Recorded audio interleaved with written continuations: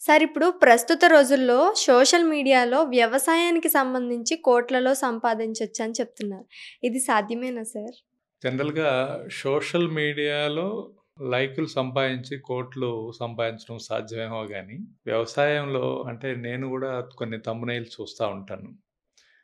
అరెకరంలో రూ. 1,00,00,000 సంపాదించారని, సాఫ్ట్‌వేర్ ఉద్యోగం మానేసి వందల కోట్లు సంపాదిస్తున్నారని, అమెరికా నుంచి తిరిగొచ్చేసి కోట్ల రూపాయలు సంపాదిస్తున్నారని, పలానా అవకాడో అని, కుంకుమ పువ్వని, డ్రాగన్ ఫ్రూట్ అని ఇలా రకరకాల ప్రచారం అయితే జరుగుతోంది.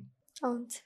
సో, దీనిలో ఏమవుతదంటే చాలామందికి మీలాంటోళ్ళకో, ఏదైనా ఎంప్లాయ్‌మెంట్‌లో జాబ్‌లో ఉన్నోళ్ళకో, ఎందుకు ఇదంతా మానేసి హాయిగా పని జేసేసుకుంటే, ఒక ఎకరంలో రూ. 1,00,00,000 నెలకు 10,00,000 గదా! హ్యాపీ గదా! అని అనుకుంటారు. అంటే ఇది సబ్జెక్ట్ టు మెజర్‌మెంట్ లాగా కొంచెం జాగ్రత్తగా చూసుకోవాలమ్మా.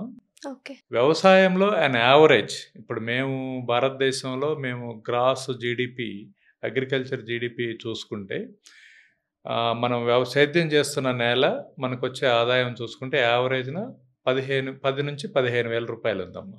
ఓకే ఈ sir. 10,000-15,000 per acre per year. So, దాన్ని ఒక రూ. 20,000 వస్తే కంఫర్టబుల్ దీనిగా తీసుకోవచ్చు. అన్ని ఖర్చులు పోయి. హ్మ్. దీనిలో రకరకాలు పరిస్థితులుంటాయి. వాతావరణ పరిస్థితులుంటాయి, మార్కెట్ పరిస్థితులుంటాయి, వైరస్‌లుంటాయి, ఇవన్నీ పెస్ట్ ఉంటుంది, న్యూట్రిషన్ డెఫిషియన్సీ ఉంటాయి, వరదలుంటాయి. సో, ఇట్ ఈజ్ చాలా హడిల్స్ ఉన్న యాక్టివిటీ. అంటే లైఫ్ నేచర్‌తో కలిసి పనిచేస్తాం కాబట్టి చాలా హడిల్స్. అందుకని ఇది కన్ఫర్మ్డ్‌గా ఇలా ఉంటుందని చెప్పలేము నంబర్ 1. నంబర్ 2 ఏంటంటే యావరేజ్ అగ్రికల్చర్‌లో 3 రకాలుగా తీసుకోవచ్చమ్మా. ఒకటి అగ్రికల్చర్. ప్రతి సంవత్సరం వేసే పంటలు. వాటిల్లో వరి లాంటివి, కొన్ని పల్సెస్ లాంటివి ఇవన్నీ. సో, దీనిలో యావరేజ్‌న ఒక 15,000-20,000 ఆదాయం ఉంటుందమ్మా.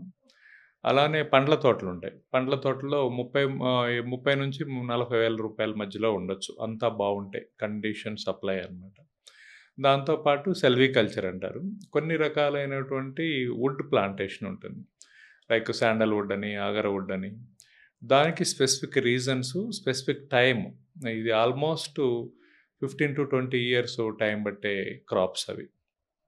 దీన్నేంటంటే ఒక 3 టైర్ సిస్టమ్‌లో చేసుకొని అగ్రికల్చరు, హార్టికల్చరు, సెల్వికల్చర్ ఈ కాంబినేషన్‌లో చేసుకొని ఎక్స్‌పెండిచర్‌ని మీట్ అవుతూ ఒక డిసిప్లైన్‌గా వెళితే చేయొచ్చమ్మా.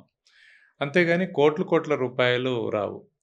ఒకవేళ వచ్చినా కూడా దానికి మళ్ళా మీరు కోట్ల రూపాయలు ఇన్వెస్ట్ చేయాల్సొస్తుంది. ఓకే. పాలీ హౌస్ అని, కంట్రోల్డ్ ఎన్విరాన్మెంట్ అని, రకరకాల మెథడ్స్ ఉంటాయి. హైడ్రోపోనిక్స్ అని. వీటికి మళ్ళా మీ ఇన్వెస్ట్‌మెంటు, దానికి ఆ ఎన్విరాన్మెంట్ క్రియేట్ చేయడం ఇవంతా చాలా ఎక్స్‌పెన్సివ్ ప్రాసెస్. అందుకని అలాంటివి చూసి తొందరపడి దూకేయొద్దు. డెఫినిట్‌గా దాని పట్ల ఇష్టంతో చేయండి. అక్కడేదో డబ్బులు వస్తున్నాయి, చ చెట్లకి డబ్బులు కాస్తాయి, నిజమే అది ఇదని రకరకాల ప్రచారం చేసి చేస్తా ఉంటారు. అయన్నీ నమ్మొద్దు. Okay sir. డెఫినిట్‌గా నేచర్‌గానే ఉంటుంది. మహాత్మా గాంధీ గారు ఒక మంచి మాట చెప్తారు. Nature is enough to satisfy everybody's need but not anybody's greed అని.